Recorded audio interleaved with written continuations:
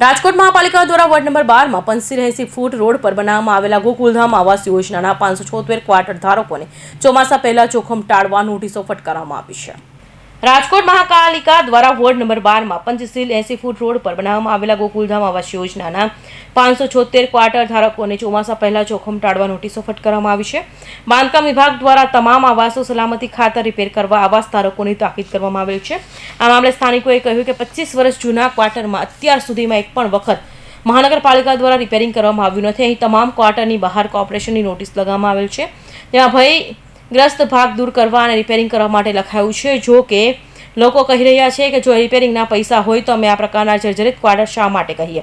અહીં ચોમાસામાં જર્જરિત ક્વાર્ટરમાં છતમાંથી પાણી પડે છે અને ઉનાળામાં પણ ભારે ગરમી થાય છે, જેથી અહીં રહેતા 1000થી વધુ લોકોના જીવ પરનું જોખમ ટાળવા માંગ કરવામાં આવી છે।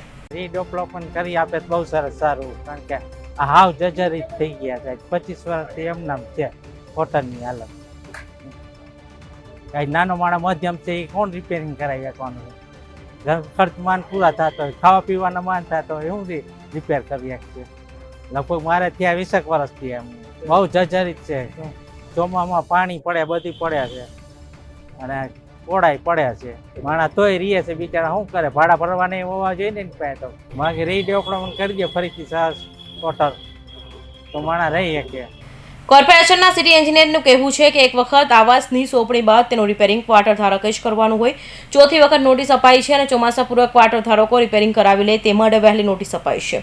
મહાનગરપાલિકાના વેસ્ટ ઝોનમાં આવેલા વોર્ડ નંબર 12 માં 85 ફૂટ રોડની સામે ગોકુલધામ આવાસ ક્વાર્ટરમાં ભયજનક કુલ 576 આવાસનું ભયગ્રસ્ત બાંધકામને આગામી ચોમાસાની ઋતુ પહેલા સુરક્ષિત કરવા અંગે અગાઉ વર્ષ 2024માં નોટિસ પાઠવવામાં આવી હતી, પરંતુ આજ દિન સુધી આવાસોના રિપેરિંગમાં કોઈ આસમાની કર્યા નથી। આથી આવાસોના રહેવાસીના જાનમાલને જોખમ રહેલું છે। મહાનગરપાલિકા દ્વારા ફરી કુલ 576 આવાસોની નોટિસ આપી તાકીદ કરવામાં આવેલ છે। આસમાનીઓ દ્વારા રિપેરિંગ કામગીરી શરૂ કરવામાં નહીં આવે તો આ ભયગ્રસ્ત આવાસોને નળ કનેક્શન 1 અઠવાડિયા બાદ એટલે કે 7 માર્ચ બાદ ગમે ત્યારે કાપી નાખવામાં આવશે। કૌશિક પટેલનો report, Hind TV news, Surat.